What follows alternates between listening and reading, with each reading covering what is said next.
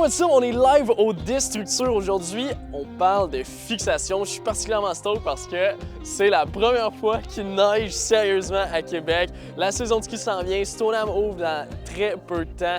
Je suis particulièrement hype. Mais là, on parle de fixe. Let's go, ça part. Si tu me suis depuis longtemps, tu connais mon amour éternel pour les fixations pivot de chez Look, mais il faut que tu saches que c'est pas une fixation qui est adaptée à tout le monde. Fait qu'aujourd'hui, je t'explique exactement comment bien choisir ta fixation pour faire du parc. Commençons avec les fixations pour enfants. On a la NX7 ici et la NX11 qui, elle, va être plus pour junior. La particularité de ces deux fixations-là, c'est que c'est vraiment ceux qui sont le moins chers. Ils vont quand même faire le travail, mais il faut savoir que les freins ne seront pas aussi solides, par exemple, que sur une Attack 11, mais comme fixation d'entrée de gamme, ça fait vraiment le travail. Les fixations que je vous présente à l'instant, c'est les fixations avec lesquelles on va commencer la majorité du temps dans le parc. On a la Tyrolia Attack 11, qui, elle, va être vraiment une des fixations les meilleures rapport qualité-prix. La plupart des jeunes qui commencent le parc peuvent prendre cette fixation-là. Il faut savoir que si tu mets ta DIN à 7, par exemple, puis pour ceux qui ne savent pas, la DIN, c'est vraiment l'ajustement ici, à l'avant et à l'arrière. C'est ce qui fait release ta fixation. Fait que c'est ce qui te fait perdre ton ski au bon moment. Il faut vraiment que ça soit bien ajusté d'ailleurs, aller voir des professionnels. Mais si, par exemple, tu mets ta DIN à 7, tu n'as pas besoin d'avoir plus qu'une fixation de 11 de DIN. Il faut que ce soit vraiment clair parce que la plupart des gens qui commencent dans le parc vont voir des fixations plus grosses qui vont être peut-être plus belles à leurs yeux puis qui vont mieux looker sur un ski. Mais si ta DIN est seulement à 7, tu n'en as pas nécessairement besoin. Si tu veux aller l'acheter, mais c'est toi qui vois, mais tu n'en as pas besoin. Ceci étant dit, l'Attack 11, vraiment une super bonne fixation rapport qualité-prix. Ça va être une des plus solides dans cette catégorie-là. Comme concurrent, on a la Squire 11 juste ici. Ce qui la différencie, c'est les 3 points suivants. On a la petite plaquette en haut ici qui te permet d'enlever la neige sous ta botte quand c'est important. On a aussi l'ajustement à l'arrière. Ça, probablement que tu t'en rendras pas compte, mais c'est possible d'ajuster au millimètre près cette fixation-là versus une attaque où est-ce que c'est seulement des clips. Est-ce que c'est vraiment important? Pas vraiment, mais ça la différencie quand même. Et ensuite, on a le fait qu'elle peut être considérée comme plus belle. Donc, pour que ce soit bien clair, la Attack 11, c'est ce que je conseille si tu veux une fixation qui est vraiment plus solide, tandis que la Squire 11, bien, ça va être une fixation qui va être légèrement plus belle selon mes préférences. Oh! Là, on va parler des DIN. Une DIN, là, c'est exactement ce qu'il y a à l'intérieur de ça. Concrètement, c'est un ressort qui permet d'avoir une retenue sur le mouvement de ta fixation. Grossièrement, c'est ça que tu montes si tu perds ton ski pour rien, puis c'est ça que tu descends si ton ski, il lâche jamais. Mais là, by the way, c'est pas à tout de faire ça. Moi, je te dis, il faut que des professionnels ajustent ça parce qu'il y a des chartes, puis c'est vraiment dangereux. Si tu ne perds pas ton ski au bon moment ou que tu le perds à un mauvais moment, ça peut devenir très vite dangereux puis ça peut causer des blessures. Fait que laisse ça à des professionnels, je te dis, ça vaut la peine. Ça y est, on passe aux choses sérieuses. Parlons de la Griffon 13. Ce qui la différencie des autres, c'est encore, tout comme la Squire 11, la petite plaquette pour enlever la neige sous notre botte. C'est aussi sa grosse bouteille à l'arrière, je vais appeler ça comme ça. C'est vraiment un bon feeling. C'est plus difficile à clipper, par contre, si on compare à d'autres fixations. Mais on a vraiment un feeling qui est solide, qui est tête sur notre fixe. Ça, c'est super bien.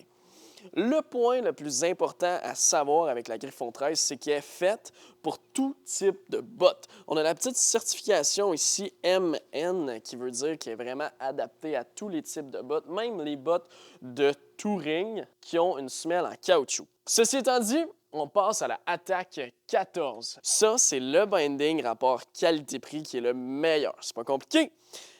Le frein qu'il y a là-dessus est vissé dans le métal, en fait. Il est fixé dans le métal, puis ça, c'est ce qui le différencie le plus des autres fixations.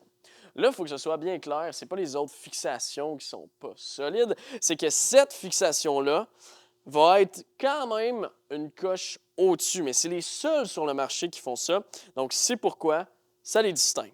Rapport qualité-prix, c'est de la bombe. On va avoir le même système en avant que chez Marqueur. On a des petites ailettes ici qui permettent d'avoir un bon release dans le devant de ta botte. À l'arrière, on a un système 2 pièces qui te permet d'avoir une bonne facilité à clipper. Ça aussi, ça le différencie d'une fixation pivot ou marqueur, en fait, parce que ça va être vraiment plus smooth puis facile. Fait que même quand il y a beaucoup de neige ou que tu es mal aligné, ça va slide in puis ça va vraiment bien clipper. On est maintenant rendu au pivot.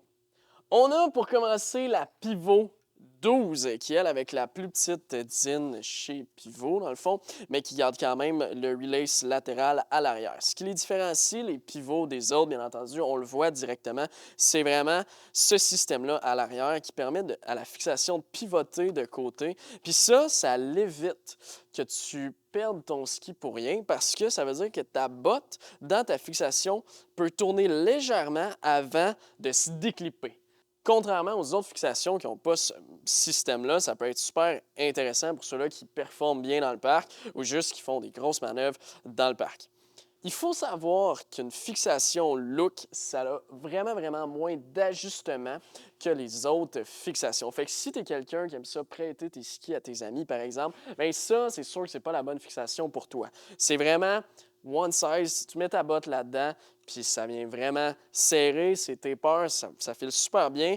Mais si tu as l'intention de changer de botte, si tu grandis encore, par exemple, ou si tu passes tes skis à tes amis, bien là, ça complexifie la chose énormément. Un autre aspect intéressant de la fixation pivot, c'est le fait que les vis sont vraiment au centre de ton ski. Ça, ce que ça fait, c'est que ça laisse ton ski vraiment flexer comme il doit, tandis que les autres fixations ont une plaque à l'arrière, fait que ça va quand même changer un petit peu le feeling de ton ski. Pour ce qui est de la pivot 12, ce qui est intéressant, c'est qu'à l'avant, on a quand même un système qui permet à ta botte de release à l'avant. Ici, on voit ça bouge bien. Versus une pivot 15, où est-ce que tu n'as pas ce système-là? On l'a juste pas, en fait, c'est vraiment tout d'un bloc et c'est tout le système avant qui va légèrement tourner. Fait que ça va faire sensiblement le même travail, mais c'est pas le même système. Une pivot 12, c'est majoritairement en plastique, tandis qu'une pivot 15, on tombe avec quelque chose en métal. Là, il faut savoir aussi qu'il y a les pivots 14, mais ici, au Destructure, ils ne les tiennent pas.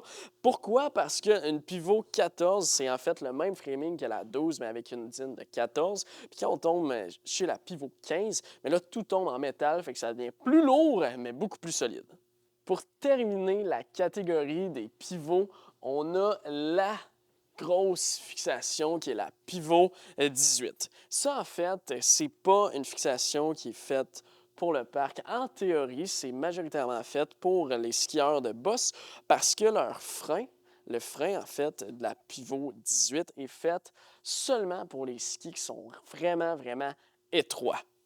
Eh bien voilà, c'est tout pour les fixations. Là, je vais en rejoindre Félix-Antoine. En fait, c'est lui qui vient me rejoindre ici même au Destructure parce que j'y donne la paire de skis promises, les ARV 84 que j'ai fait gagner durant mon concours sur Instagram. Si tu ne me suis pas sur Instagram, c'est le temps d'aller le faire. J'ai aussi mon programme de free ski qui vient de voir le jour. C'est la plateforme en ligne d'éducation sur le free ski la plus insane que tu auras jamais vue. Go check it out sur coachdanner.ca. Sur ce, on s'en va rejoindre Félix-Antoine.